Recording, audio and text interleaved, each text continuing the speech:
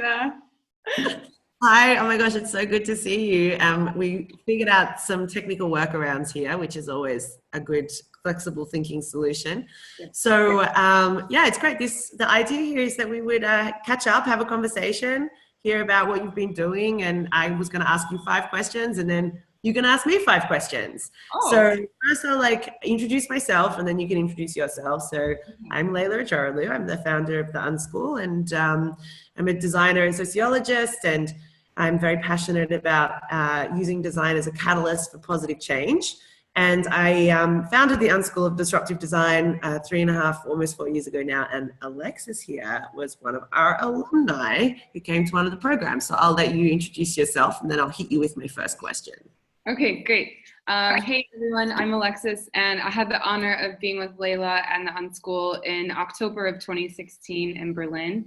And I was really lucky to have already been in Europe because I just started my master's program here in Denmark in development international relations. And I don't necessarily believe in destiny, but something magical was happening at that time because the combination of my schools, the opportunity I had to be at UnSchool, and where the world was in the refugee crisis, everything came together in the right moment. And I'm now the founder and CEO of a company called Restart Refugees. We're the world's first local crowdfunding platform, and we're designed specifically for refugees and asylum seekers. So yeah, that's about me. And you're in Copenhagen right now, right? I wish. I'm in Aalborg, which you probably haven't heard of. It's a 5-hour train ride north of Copenhagen. Oh, okay. Interesting. Yeah, I'm on the farm in Portugal, so I'm an hour and a half north of Lisbon. Oh. And it's very nice and sunny today. It's delightful, but it has been really hot. But the thing is that I appreciate rain so much differently now that I have farm stuff to deal with, like water. But so let's get into it. My first question actually was, what made you decide to come to the UnSchool? Like how was it that you did kind of start to talk about it, but how is it that you stumbled across this crazy experimental knowledge lab and then decided to trust random humans like myself and come to the program? Yeah. Well, I think initially, I mean, there's lots, I don't want to say there's lots of opportunities like the UnSchool out there because they're not, but there are lots of opportunities to pay money and go somewhere and have an experience. So what really you spoke to me through, and I could hear your voice now that I know you in person, the way that your communications were written, and I could just tell after reading your page for 5 minutes that this was really special and was something different than let's come and do workshops for 5 days, you know, because that's not something I was interested in. But it's more like come and pay money and have no idea what's going to happen to you for 7 days. Kind of, yeah, in a way, but that's what I loved about it too. And even when we were there, every day was an adventure. The whole thing was an adventure. And I absolutely love being in part of communities, intentional, curated communities full of people who are out to change the world. And I was hungry for that. And I could tell that was something that you were offering. So it just wasn't a question in my mind. And I wouldn't have been able to afford to go had I not already been in Europe for grad school. So it was just, again, it was perfect timing and everything worked out. So I couldn't. Like the concept that I had when I started it was, I was like, could you imagine, like there are all of those really, sorry if anyone likes them, but kind of cheesy tourist like packages you can do, but somebody else takes all of the responsibility for planning everything. And I was like, what if you combine like really cool education and really cool experiences and get people to just trust that you're going to make a really good, everyone like, it's literally the way we run them is everyone like the fee that it feel like just it costs for us, it kind of creates a pool of money that we can then use to create the entire experience. And we did some really crazy things on that project, as any programs are. That like we hired the Bauhaus archives. That was amazing, right? Like the archives, we had a private tour, we had that crazy pop-up surprise cocktail party in the reuse center. Oh, I want to do it again. Oh, it was so amazing. I know I can't even everything. So, yeah, my producer, you know, Kathleen, you met her. She was, I remember one day ringing her and I'm like, get me the Bauhaus. She was like, no. Like, please. Well, she did. And then she did it. And it was incredible. you have. Yeah. So actually, whilst we're talking about the experience, I guess it'd be cool to hear a little bit more from your perspective, like what the experience was like, because it is an adventure-based learning experience where you don't really know what's going to happen. I mean, how is that from the other side? I personally would love to go on an UnSchool experience. Like, I'd want somebody else to design it for me so that I could go on the like crazy adventure. But yeah, what's the experience like? It's so fun. You know, I think I saw another alum say it's equal parts. Like, I'm exhausted, I'm excited, I'm all these things. It's grueling. It's a grueling pace because your brain, you just like rip open our brains and dump in all of this knowledge. It's so dense and condensed and focused. And then we also have to be actively thinking, and we're meeting people, and we're taking public transportation around cities we've never been in. So, I don't mean grueling and exhausting in a bad way. I think that's at the point, you know, when the breakthrough comes is when you like push yourself to the limits. So you really push, you know, like I love the adventure part, and it is nice having someone plan it for you, but you kind of push yourself to the point of breaking, and then that's where the breakthrough comes. So I loved it. I loved your lessons in particular. I wish we had so many more of those, because I can listen to you kind of speak all day. I think you distill your PhD and your knowledge and skills into the most, you know, these little bits that are the most important for us to then go and like share your knowledge. So yeah, I just love learning, and I loved our group, making friends all over the world. And I don't know, it was equal parts exhausting and fun and exciting and adventurous, like my favorite combination of things. Yeah. Interesting, because I mean, it's really exhausting for the team too. Like the way you describe it, it's almost the same for our team, because we're planning 12-hour days and delivering them as a small group. And there's a lot of moving parts, right? Like there's a lot of pieces of the puzzle. And then things change, right? Like you can tell if people are really exhausted, we're not going to push them to it's to a limit in a way that's not helpful for them, because it's a learning experience, right? Like the whole thing is designed to create that change that you talk about, and really an intrinsic change for yourself. Like it's not me saying, oh, you know, you should change. It's that we give you the tools so you can reconfigure your own perspectives and the way the world works. Because personally, like I think we have like this big crisis of agency where people just don't feel like they have the power or potential to do adventurous and inspired things. And we need more people being curious and courageous about the challenges that the world faces.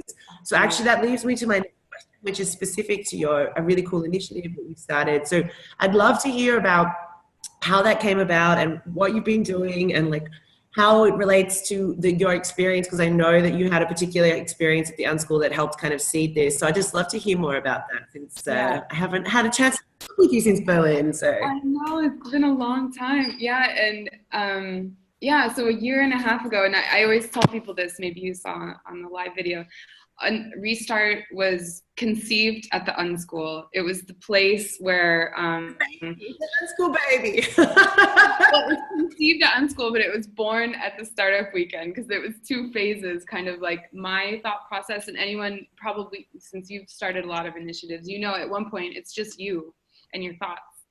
And there's a long time between other people start to come, and you get people to join the thoughts and then turn them into reality. So Restart, and again, just being in October 2016 in Berlin, the refugee crisis, it's not a short-term crisis, it's very long-term. So we got to be there, and we were so fortunate to have two people with refugee backgrounds in the group with us, because I got to dig into their experiences, like hear what it is like and what they're going through and what they need. And that's something you don't get the opportunity to access at all. There's a lot of refugee talk and information, but it's typically just one-sided news stories painting refugees as victims or terrorists or other, and it's quite unproductive in many ways. And so it was really nice to have that experience, and then have the perfect problem being presented to us, because what happened at the UnSchool, we had a 24-hour challenge, and the founder of Singa Deutschland came to us, and he said, okay, you guys, we have this problem. There are so many incredibly talented, driven, determined people here who happen to be from other countries. They want to restart their businesses, and out of all the challenges they face, the biggest one is lack of access to capital. So how can you help me solve this problem? So what's interesting is we didn't come up with a solution. I don't know if you remember my team's idea, Leyla. You've had a million in your head since then, but we were originally designing something that's like Be My Eyes, that connects sighted people with unsighted people, to connect refugees with non-refugees for just small one-off tasks, translating or assistance with whatever it could be. And as useful as that is, it's also not, it's not very structural or systemic, which is something that you really helped imbibe that in us during the week. Like, we are about changing the structure, not, we can buy homeless people tents, but is that really solving any problem? It's where should we focus our energy? So on the train ride home, I thought about Restart. I was thinking, okay, what's the problem here? It's not that we don't have the resources we need. We have all of the resources we need. There's just no way to facilitate them in a way that's effective, sustainable, and trustworthy. So that's where Restart was born. And then I started looking at, I was thinking about Kivra, microloans, and Kickstarter, and all of these ways that are working to, the globe is a small place these days, and it doesn't take long to transfer money, energy, resources from one place to another. So there were no crowdfunding campaigns that were local or for refugees. So that's the other problem. I think now that Restart does a nice workaround, is that people don't ask refugees, what do you need? And what are your challenges? And how can I support you? It's very one-sided and corporate and developmentally minded. So that's what Restart does, is gives the refugees the opportunity to say, this is what I need. And then every single person in civil society, the opportunity to come back and say, okay, I'm going to meet you there and support you in that. Mm-hmm. So I've been working a year and a half. I've had the team since last February. And Leyla, it's so crazy. My team is about 20 now, although I have, wow. Yeah, that's not even including the law firm that's giving us, a free pro bono law services. I have people from different corporations, investors, like really big names in Denmark, who are super excited to support us and be a part of it. So we actually just officially registered the company last week, because it took us a really long time to work through all the regulations and like structures and like yeah. So bureaucracy is it's a good thing and a bad thing. So in our sense, it was an exciting thing to navigate, but yeah, that's where we are now. And we haven't launched. You're not live yet, or no, you haven't launched yet. But what expectation to be able to launch something? Yeah, so definitely within the year. And this is the big question that I think about all the time now. I have a portfolio of entrepreneurs I'm working with, and it's everyone who's worked in a startup, as you have, it's learn as you go. And so what I'm learning is that we need to incorporate kind of a balance. It's not in Kickstarter, anyone can just throw up a campaign and you go. But our clients, because we're dealing with a lot of extraneous circumstances that give us more challenges, we need to provide some more services. It's crazy to start a company in a country that you're not from, especially Scandinavia is a very particular market. Language, and then you try to run a massive construction site that you've never done before. Yeah, it's amazing. It's like learning on the go.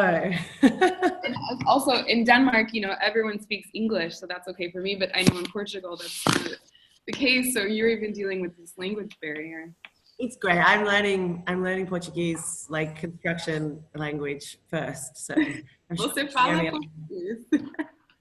Sim, pouco fala português. Ah, linda, que coisa. Muito difícil português. So I'm learning. It's the sound. It's the hard to say the sound. It's here. In English, you speak at a different tone, and now like to say no, it's no. It sounds different. Yeah. Actually, to use your face in a different way that I find the most interesting, and being basically a 5-year-old again is super amazing and embarrassing, because you say something and people just look at you like, "What are you saying?" I'm speaking Portuguese. No. what I say. It's and I also know I'm saying things that are completely inappropriate. Like yeah. I'm getting the words all wrong. When I was in Brazil, do you know how to say ice cream not ice cream, coconut in Portuguese? Coco, no? Yeah. Do you know how to say poop in Portuguese? Coco, no? So I ordered poop ice cream when I was in Brazil, and they were like, "What? I don't think that you." Yeah. It's part of the process. And, yeah. But I think it's actually really nice, you know, like the brain is a fascinating thing, and I think we forget to reflect on its limitations and capacities and possibilities. Yeah. And certainly learning anything new is exciting, especially when you're an educator. So when I was going to my Portuguese classes, it was great because I was sitting there going, it's so weird being on the other side of this. Like it's fantastic to be reminded of you know, what it's like. Like I know what I know now so intimately. It's very hard sometimes to realize just how hard it is for somebody else to grasp a similar concept as you. And hearing someone say the same word over and over again in Portuguese and me not being able to say it properly or remember it, like there's this word, estudar. I'm not saying it right. It means I'm learning Portuguese. I can't say it properly. It's the way the sound is. And you say it over and over again and still it's not right. So I find that very, personally, it's great because it helps me become a better facilitator of knowledge because I'm reminded of that experience, you know. But yeah, it's also extremely embarrassing. No, it's part of the process, and it's very endearing. Who was it? Einstein who said, if you want to speak to a person's mind, you can speak in a language they understand. But if you want to speak to their heart, you speak to them in their native language. And people really will respect you for that. And I think it's beautiful. Yeah, and I love it when people know how to speak Australian, which is basically like short and everything, and involve beer, and it's great. Not that I like to reinforce cultural stereotypes, but it is kind of true. But yeah, okay. Well, it sounds like you've been doing an amazing amount of work, and I'm so impressed always by anyone who takes an idea into action. It's a lot of work. It's hard and it's stressful. And social entrepreneurship is still such a new field. You know, like. The thing about the business models is that there aren't really business models set up for people who are interested in mixed use endeavors where things have equitable access and social benefit as well as an operating budget so you don't go under. I personally have struggled with that in all of my initiatives that I've run, and it is hard to find that pathway, but at the same time in all of that exploration, you end up becoming an expert in it. Like that's certainly what I've learned, an expert in complex business structures and things. And, you know, so congratulations. I'm super impressed, and I can't wait to hear about the platform once it's up and be able to help share it with the broader community. But I guess then now it's your turn to ask me questions. So I don't know, what do you want to ask? Okay, so why did you start UnSchool in the first place? What was your motivation? Oh my God. I did a PhD and it was pretty horrendous as an experience in the sense that I have like a crazy brain, and the way I learn things is not, I think, the traditional way of learning things. And I really wanted to be an expert in my field, and I really wanted to accomplish this huge challenge. And so I always think a PhD stands for perseverance, hard work, and determination, because it's really those three things that get you through to the end. And it was in my PhD, I was researching a lot about knowledge and learning because it was about how to make change in the world. And I uncovered a lot of the really fascinating educational theorists like Paola Ferrer, who wrote Pedagogy of the Oppressed. And it just totally blew my mind because I struggled a lot at school, like a lot. I have a mild dyslexia, and I'm a hyperactive personality, and I get bored easily, or I get understimulated. And so I was like a naughty kid in school. Wow. But I knew I wasn't dumb. I just didn't do very well at school, and I was always bored. So I was like the class clown as well. So it was weird because it made me reflect on all of the experiences that had not been very conducive to me succeeding as a young person. And the randomness of my success academically came through me I studied design, I quit design school and then studied sociology, majoring in sustainability. And it was in this environment where there weren't a lot of tests, it was much more interactive and conversational based learning, where I just flourished, and I like ducked my university. Every challenge, assignment was like this amazing challenge. I got to learn stuff and apply myself. It was like night and day difference to all of my other educative experiences. I certainly enjoyed design school too, because it was much more practical. I just didn't like the fact that I was learning how to create crap to sell idiots, and that the world was going to basically be buried in the shit of the desires of designers. So I really wanted to change that. So the UnSchool was really born from my own experiences, and the challenges that I saw were not being addressed, but more so as well, it was about this idea that as an adult, it's almost like you stop learning. Like you go to university, you do a master's, but then you kind of do this like, well, now I'm a professional and now I'm working.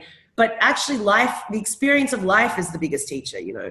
And so I wanted to create a space that would enable people who are interested in big challenges. And I also really wanted to teach systems thinking, because I uncovered systems thinking and was like, holy crap, man, this is like the secret magic of how the world works. And you know, it was really hard to find anywhere to teach it.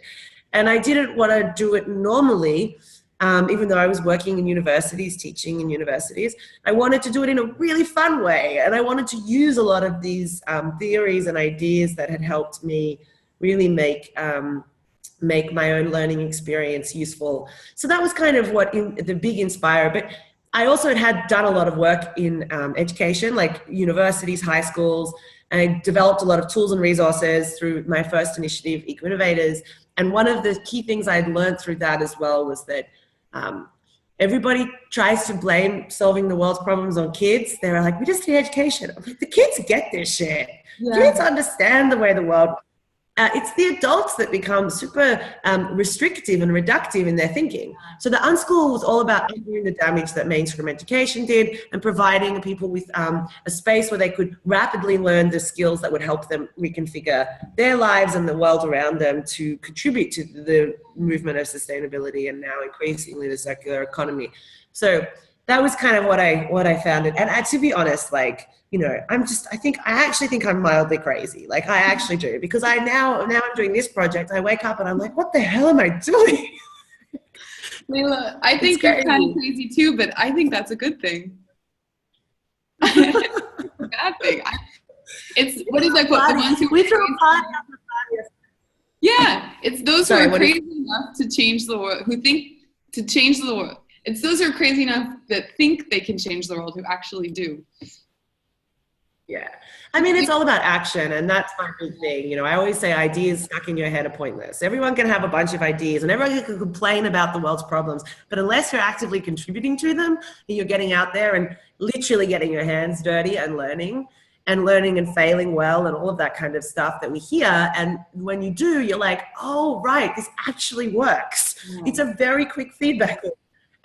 So yeah, I mean, I definitely love the UnSchool. It's one of the biggest projects. Well, it was one of the biggest projects. I feel my farm project is definitely up there on the big project levels. But it's been an incredible experience to meet all these people too. I always say that UnSchool's like my optimism boost, because when I started, I felt very isolated myself too. Like, you know, my friends and family care about similar things, but they're not doing this in their life. You know, this is my career, my profession, and so meeting all of the people who come to the UnSchool, it's like constantly giving me this shot of like positive thinking. Like there's so many people who care about equity and justice and sustainability, and, you know, and they're willing to dedicate their skills and resources to do that, and collaboration and stuff. So I think, to be honest, if I reflect on it, like all of that stuff that I've learned from doing the UnSchool has really helped build this new concept with the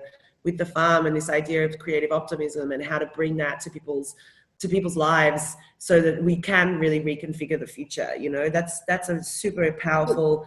Okay, wait, don't go too far, because that's my next question for you. But before, I just want to piggyback on what you said about how you felt isolated and UnSchool gives you a community. It's so funny too. I think probably all of the alum have the same experience when they're young, and people tried to beat the idealism out of me so much growing up, and I just was determined to hold on to it. But it does get hard when you think you're by yourself. So that's something, I think one of the most valuable things that came out of the UnSchool for me that's intangible is like, you can't pay for the feeling that you get when you see people from around the world doing everything that they can, and that it's really powerful. So that was my next question. So why did you, if you have all this success with UnSchool and it's going really well, why the need to create a physical space in Portugal for it? What inspired you to take that leap into having the base for it, the home base? Well, it's super exhausting traveling all the time. That's one thing.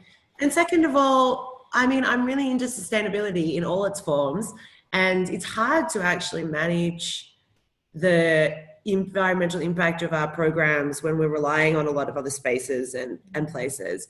That's one thing. And the second thing was I really want to learn from nature. So I am an expert in systems change, and I understand a lot about industrial systems, and I understand a lot about social systems.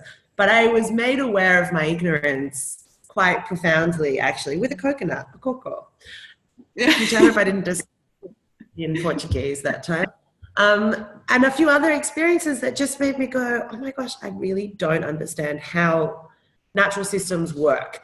Obviously, I understand from my biology high school classes, and I know about like pollination, and theoretically I understand, but I don't understand it like viscerally. And I lived and grown up in cities my whole life. And if you think about it, most of the time people go on vacation, they go to either like an extremely pristine natural environment or a city. And I wanted to kind of create a space that would enable us to run UnSchool programs in a more like relaxed way, because as you know, like the adventure-based programs that we have for the fellowship is really fun, and it's really dynamic, and it's a fantastic learning experience.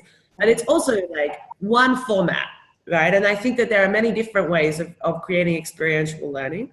And I wanted to be able to do that a little bit more. And I also wanted really to find a way of bringing in more of the kind of executive level decision making as well, because I think it's super important that we have many levels of society engaging with the big challenges that we face, and being willing to explore those things. And I think having a space that we can curate and that's really beautiful, and it's desirable to be there, I think gives us that opportunity to design more experiences. And me personally, like I wanted to be able to, I was pretty burnt out. I'm always busy, right? Like my life is pretty crazy because I don't just run the UnSchool. I had like 10 million jobs that I do.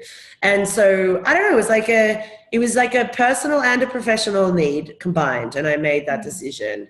And yeah, I was, when I got named champion of the earth, which is crazy, I went to the awards ceremony, which was in Cancun, and Afro Shea, who's the guy who won it for doing the world's biggest beach cleanup in Mumbai. And we actually went, he was part of our fellowship program that we just did in Mumbai, which was amazing. We all went and cleaned the beach with him. Wow. And, but he asked me to go and clean this beach with him at 6 a.m. in Cancun. And of course I said yes, and we got up and we go there. And we're in the middle of like this peninsula. There's like no one around. We start rummaging through like seaweed and picking up bits of plastic.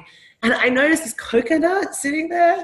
And I was like, I said something. And this guy like looked at me like I was extremely stupid in a very, I don't think he meant to be patronizing, but he was like, yeah, but that's how coconut trees are made. And I was like, I just was like, what? Like, I'm thinking about it. Oh my gosh, it's so true. And that coconut just came in on the same current the plastic came in on. And it was totally stupid, but it really blew my mind. I was like, I don't understand how this happens. Like I'm not thinking at this level. I'm not thinking at the natural systems level. And so this really challenged me. It made me extremely aware of a massive knowledge gap that I felt was going to be very useful for the evolution of my personal practice as a creative change maker in this big space of sustainability and circular economy. So I wanted to create a space that would enable that. And there's many ways to do that, but I wanted to be viscerally engaged with nature in a way that would support that learning, and that I would be able to create a learning experience for others in that same way. And I cannot tell you how profoundly knowledgeable this experience has been. And certainly, like, we have animals here now because we're restoring the land, right? So the property that we have here was abandoned for 15 years. So it's lots of nutrient loss and stuff. So we have like goats and sheep and chickens, and I could seriously just watch them all day and learn about human behavior through animal interactions. It's fascinating. And the way the like cauliflower plant grows and is optimized, just like crazy things you can't help, and because you're watching it and you're involved with it. And there's this visceral learning that, like, it doesn't happen always immediately, but like it's really quite profound. So, you know, that's why I guess this is happening here. And we also are launching our year-long program, and we need somewhere to host the retreats for that. And also, like, I'm crazy. I want to do really big, ambitious things, like convert a 400 square meter old abandoned olive mill into a boutique style, sustainably designed, sexy retreat facility, like, you know, in a foreign country in the middle of a small town. But we threw this really fun party yesterday, and we had band playing. It was so much fun.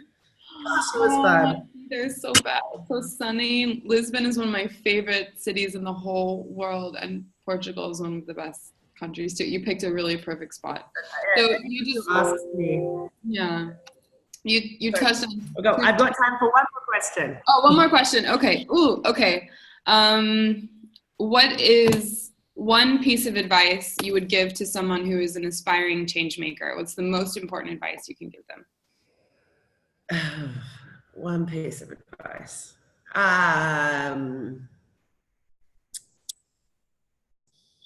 oscillating between whether it would be curiosity or courage. One of the C words. I think it's hard to have one piece of advice because everyone's different, right? So everybody needs different things at different times to help motivate or inspire or activate them. Personally, I think like curiosity and courage are really useful things, and optimism are also very useful. But also the being realistic about, like, you know, I'm not optimistic all the time. I have plenty of days where I'm all like, oh, I'm gonna have a little teary about this one. But at the same time, it's really about the state of mind that you choose to spend the most time in. And so being able to like learn from every experience, even if the experience is painful or embarrassing. Like, humans hate to be embarrassed. And we do things quite frequently that are quite embarrassing, like, you know, trying to cook something and it not tasting great. And you have that immediate situation where you're like, oh, you can see people that are just grinning and bearing through being polite, you know? And it's embarrassing, but it's also going to be a huge motivator to make sure the next time you cook that dish, you really get it right, you know? And I think it's like that for anything. If you're trying to start something new, or you're trying to learn how to find a community that's going to help collaborate with you, or whatever the challenges that you're choosing to address, there's always going to be moments where it feels like you're not progressing or learning or evolving, or you're frustrated. And I have this all the time. And I always force myself in those moments to remember that it's all solvable, and that I can have a little tantrum about it, but then just get on with it. Like, figure out what the pieces of the puzzle I need in order to move forward. Or do I need to abandon this? Or do I need to find someone else to help me? Like, you know, I think it's just that, like, perseverance is important, but it's this ability to see all the sides of the things that you're experiencing, the good and the bad, the frustrating and the beautiful, you know? And I think that kind of tenacity is really useful in doing stuff that has meaning for yourself and meaning for the bigger world, you know? And knowing when to ask for help, I think, is very useful too, you know? And that's like crowdfunding and what you're doing. And like, crowdfunding is really hard. And we've got the Kickstarter running at the moment, and it's super embarrassing when you're like, oh my gosh, no one's backed me today. Like, it makes you feel like you have like failed. Like, that's how personally, you know, and you have to remind yourself that you're like, you know, what is this, the bigger picture, and how do you create the conversation and give people the tools to engage with what your vision is and all of these other things. It's not as simple as just like putting something on the internet and then people going, yay. You know, every successful crowdfunding campaign, every successful project has taken a lot of hard work. A lot of people doing lots of different things to figure out the formula that's going to work. And if you read 20 blogs about the best way to run a Kickstarter, for example, it's not going to necessarily be the right method for you. And so I think like that's a very important thing to remember. And I say that just as advice to myself as much as anybody else. So yeah. That's awesome, Leyla. Thank you. So when is the UnSchool alum reunion on the farm? I want to come down. We'll have to plan. We should we're doing summer camp anyway. I wanted to do that summer camp last year, but we just weren't ready. You know, we had to get toilets and stuff like that. Yeah. But we should totally, I think people should come to summer camps. We're going to have 3 or 4 actually, and one of our alumni is helping manage them. So I think this summer should be a great time. I mean, now we're kind of officially launched. We have our first program in April, which is so exciting and exhausting. I mean, our sexy classroom, look at this. How nice this classroom is. Oh my God, that's amazing. I can't believe what you did. I can't believe the transformation come through. Wow. Yeah, and I'll just give you a little tease of the farm. Yeah. Hang on a second, wait. Wow, oh my God. I want to be there so badly. Oh, it's beautiful. Are you growing olives? Are there olives growing or what are you? There's 140 olive trees. Oh my gosh. Lots of tapas. Yeah. Wow. Yeah, except for olive oil. So. So how can people support you right now? What can people do today to? Yeah, well, obviously financial support. We could through the Kickstarter, but also if you can't back us financially, then just help get the word out there, sharing it. You know, the different perks we have are like sponsoring a living thing. And naming rights of materials and things like beautiful handmade tiles and stuff that help us build this. I mean, I'm designing it all sustainably using all local craftspeople and builders and reclaimed materials and like all classic sustainable design with a twist because it's in this remote area. And then of course there's the opportunity to come to the farm so people can pre-back us for corporate retreats or personal residencies, creative residencies. And like special things only available through the Kickstarter as well. So the idea is that we can start to build the community now so that it's easy for people to be able to come and to also have a little piece of it. We had this one where you could back chickens. We have chickens. I love the chickens, seriously. The chickens are the best. I want to have something called farm cam. I just want the camera set up with the animals because they're hysterical. I don't really. Yeah. But they would be funny because I could literally just watch the chickens have their life. They're having a telenovela in my mind. Like there's a whole romance saga going on, and there's one with a disability, and it's like she has a limp. Her name's Limpy. She's very cute. She limps like this when she walks. I know, she still lays eggs though. I love her. Anyway, we better go. It was so great to talk to you. I'm so proud and happy, and really can't wait to hear about the next phases of your initiative, and hopefully you can come to the farm this summer. I graduate in June with my master's, so after that point I'll figure out a way to come down and build a restart. I can't wait. Restart retreat here. That would be great. Yeah. We should do Okay. Nice work. Thank you for going. Thanks so much. It was so great to connect. Bye. Okay.